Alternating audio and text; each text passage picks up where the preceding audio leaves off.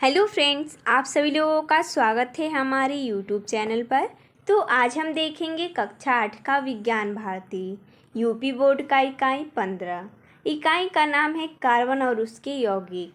तो चलिए हम इस वीडियो में इस पाठ के प्रश्न उत्तर को देखते हैं। प्रश्न नंबर 1 है, निम्नलिखित प्रश्नों में सही विकल्प छांटकर अभ्यास पुस्तिका में लिखिए। प्रश्न दिया गया और 4 विकल्प हैं।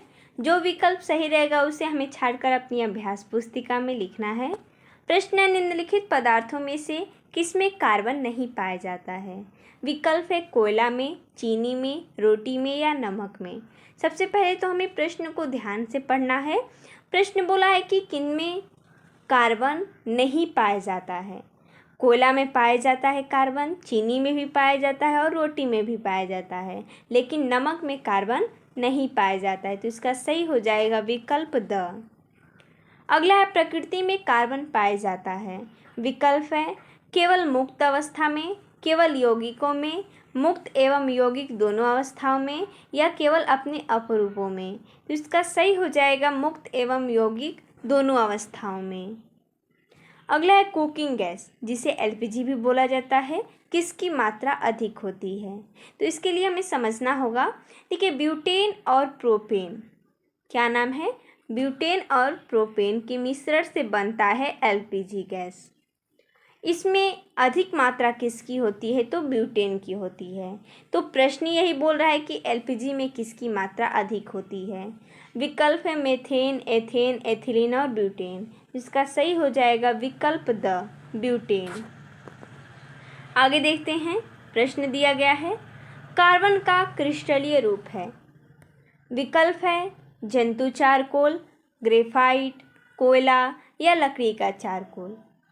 तो कार्बन का क्रिस्टलीय रूप है ग्रेफाइट। क्रिस्टलीय रूप दो होते हैं कार्बन के, एक होता है ग्रेफाइट और एक होता है हीरा।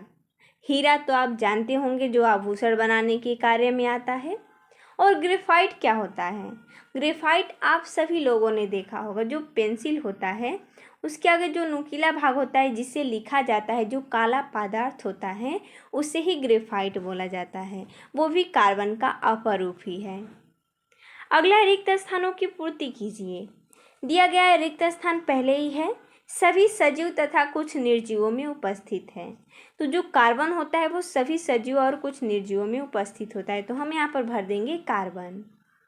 रिक्त स्थान में सरलतम हाइड्रोकार्बन है, तो मेथेन सरलतम हाइड्रोकार्बन है, तो हम यहाँ पर भर देंगे मेथेन। अगला है, रिक्त स्थान में सबसे कठोर पदार्थ है, तो हीरा सबसे कठोर पदार्थ होता है, तो हम यहाँ पर रिक्त स्थान की पूर्ति कर देंगे।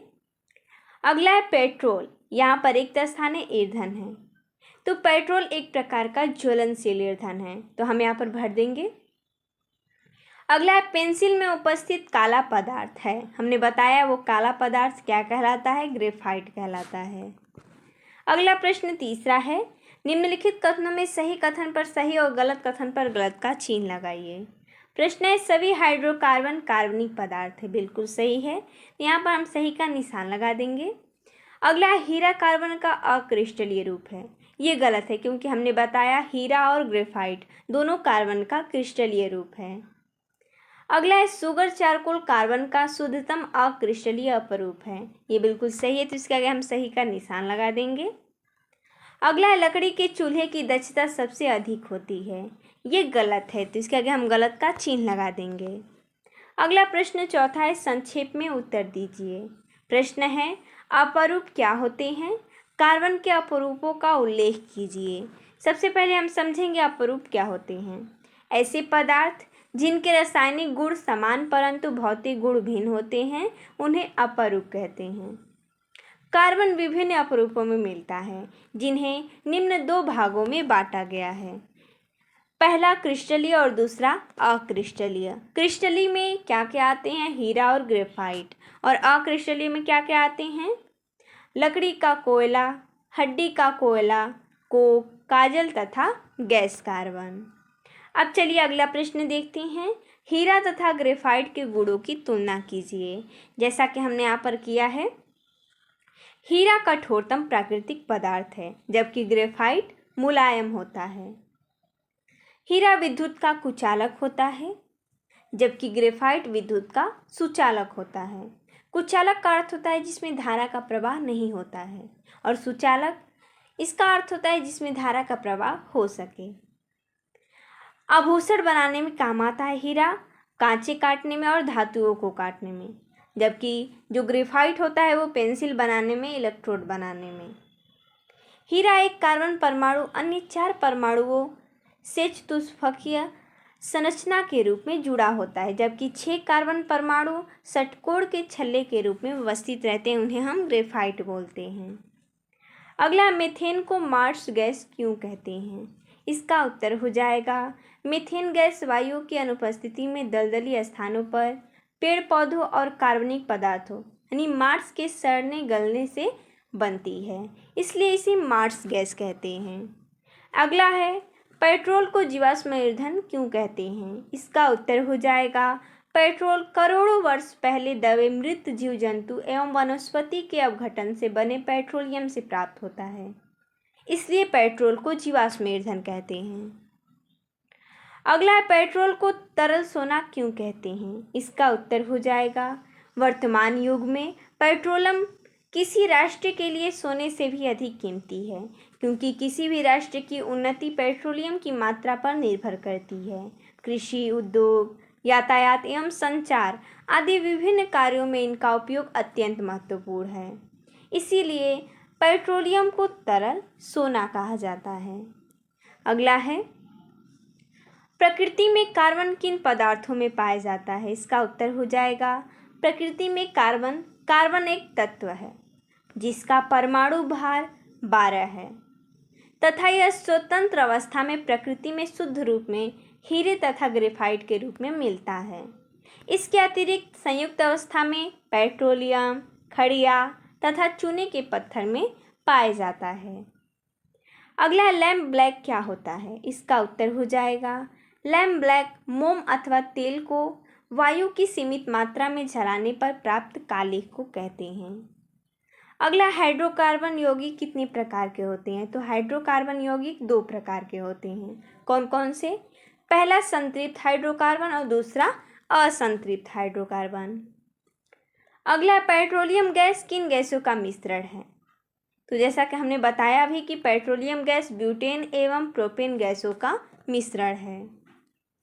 अगला, लकड़ी, कंडे, खेतों में धान व गेहूं के पुआल जलाने से होने वाले प्रदूषण के कारण पर्यावरण पर होने वाले प्रभाव का वर्णन कीजिए। जैसा कि हमने यहाँ पर किया है, लकड़ी, कंडे, गेहूं और धान के पुआल जिसे पराली भी बोलते हैं, कोयला, पेट्रोल, एलपीजी के जलने से कार्बन डाइऑक्साइड गैस उत्पन्न होती है। खेतों में धान व गेहूं के पुआल यानी पराली जलाने से वायुमंडल में धुएं का कोहरा छा जाता है, जिससे आँखों में जलन व सांस लेने में तकलीफ होती है तथा वायुमंडल में कार्बन डाइऑक्साइड की मात्रा बढ़ जाती है। अगला है प्रश्न 6 नंबर, निम्नलिखित प्रश्नों के उत्तर दीजिए। प्रश्न है, ईंधन क्या है?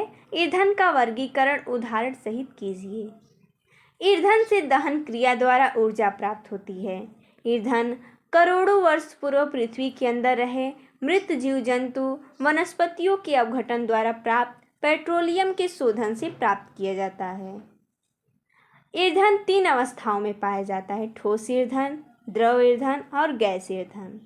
ठोस ईंधन का उदाहरण हो जाएगा चारकोल, कोयला आदि। द्रव ईंधन का उदाहरण हो जाएगा डीजल, पेट्रोल आदि, और गैस ईंधन का गोबर गैस, एलपीजी आदि। अगला है, हीरा में कार्बन परमाणु किस प्रकार व्यवस्थित रहते हैं? चित्र की सहायता से समझाइए। तो आप यहाँ पर चित्र को देख सकते हैं, ऐसे ही होते हैं। चूँकि ये त्रिविमीय संरचना है हीरा का।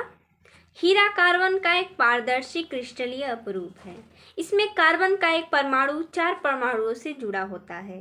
कार्बन परमाणुओं की चतुष्फलकीय व्यवस्था के कारण यह पूर्णतः आबद्ध, कठोर तथा त्रिविमीय संरचना चित्रानुसार होती है। आपको हम फिर से दर्शा देते हैं। यहाँ पर ये 4 कार्बन परमाणुओं से जुड़े रहते हैं और इस प्रकार ये संरचना काफ़ी कठोर और त्रिविमीय संरचना होती है। अगला देखते हैं, हीरा का उपयोग आभूषण बनाने में क्यों किया जाता है?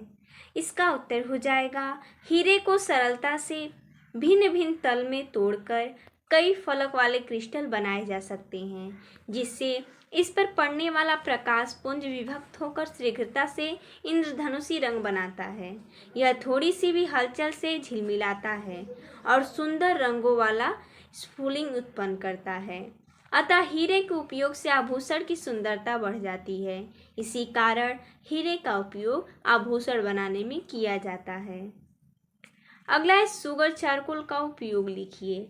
जैसा कि हमने यहाँ पर लिखा है, सुगर चारकोल का उपयोग अपचायक के रूप में होता है। यह धातु ऑक्साइड को धातु के रूप में अपचयित करता है। अगला निम्नलिखित प्रश्नों में 4 पद हैं। प्रत्येक प्रश्न में 3 पद किसी न किसी रूप में एक से हैं और एक पद अन्य तीनों से भिन्न है। अन्य से भिन्न पद की पहचान कर अभ्यास पुस्तिका में लिखिए। दिया गया है हीरा, कोयला, जंतु चारकोल और काजल। तो इसमें भिन्न कौन सा है? तो हीरा है। चूँकि कोयला, जंतु चारकोल और काजल ये तीनों जो हैं वो अक्रिस्टलीय हैं, लेकिन जो हीरा है वो क्रिस्टलीय है। तो इसमें से ये भिन्न हैं। अगला है मीथेन, इथेन, प्रोपेन, इथिलीन। तो इसमें जो इथिलीन है वो ईंधन नहीं है और तीनों ईंधन हैं।